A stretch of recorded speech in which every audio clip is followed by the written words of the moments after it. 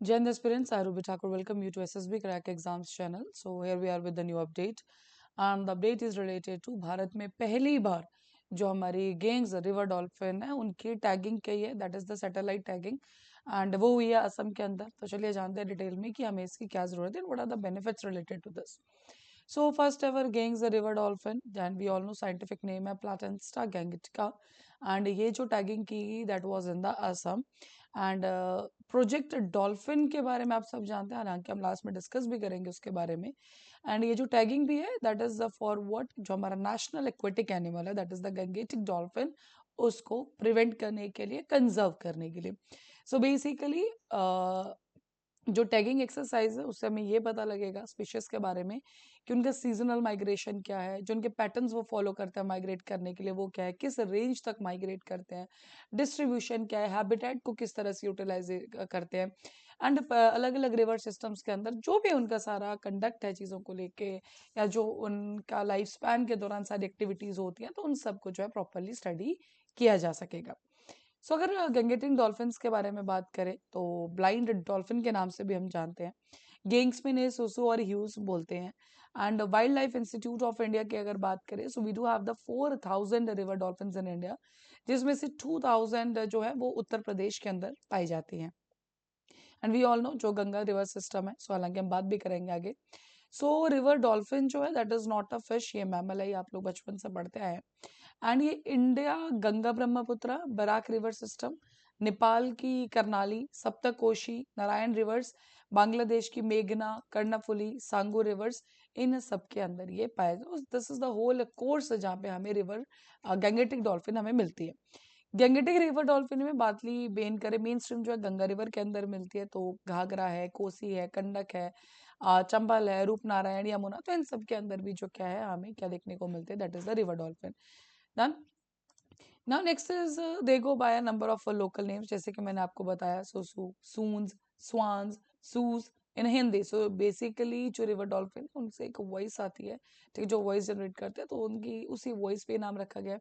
शुशुक बोला जाता है बंगाली के अंदर, हियो और ह्यू बोला जाता है असामीज के अंदर, भागीरथ बोला जाता है, शुस बोला जाता है, सोंगू बोला जाता है इन द नेपाली.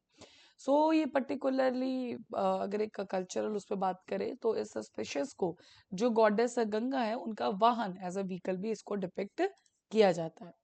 सो बात करें ये जो टैगिंग की जा रही है उसका हमें क्या फायदा, तो ध्यान रखिएगा it's not about the dolphin, otherwise also जो हमारे वाइल्ड लाइफ एनिमल्स है उनकी जब टैगिंग की जाती है ये एक उनकी कंजर्वेशन के लिए बहुत ही ज्यादा स्ट्रॉन्ग जो है स्टेप माना जाता है. रीजन भी, जब आप टैगिंग करते हैं तो आपको नॉर्मली सैटेलाइट बेस में कुछ भी उसके जब हम टैग कर देते हैं, सो उनके जितनी भी नीड्स है या वो किस तरह से फंक्शन कर रहे हैं हर एक चीज को प्रॉपर स्टडी किया जा सकता है. एंड जब हमारे पास इतना डिटेल में डाटा होता है तो उसके बाद of course we do have the very good efforts for the conservation. हम एक नए आइडियाज के साथ आ सकते हैं कंजर्वेशन में, but for that we have to study them properly.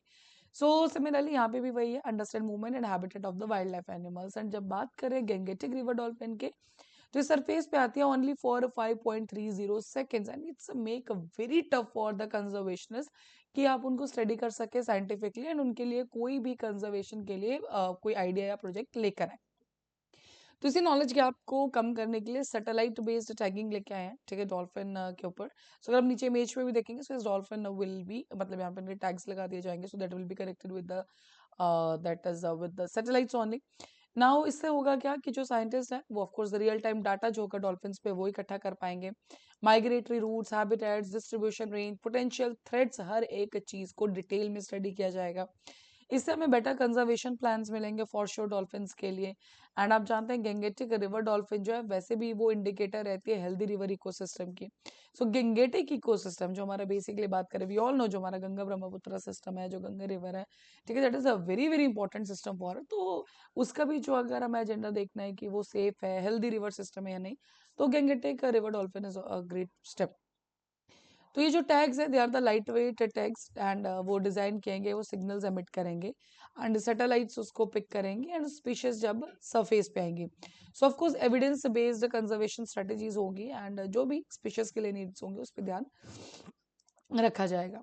So notably जो प्रोजेक्ट डॉल्फिन है वो बेसिकली गैंगेटिक रिवर डॉल्फिन के लिए काम करता है, umbrella species, and that is all related to की वेलबींग, मतलब ऑफ कोर्स उनकी सेफ्टी के लिए, बायोडाइवर्सिटी में उनको सेव करने के लिए, कंजर्वेशन के लिए, हर चीज पे काम किया जाएगा।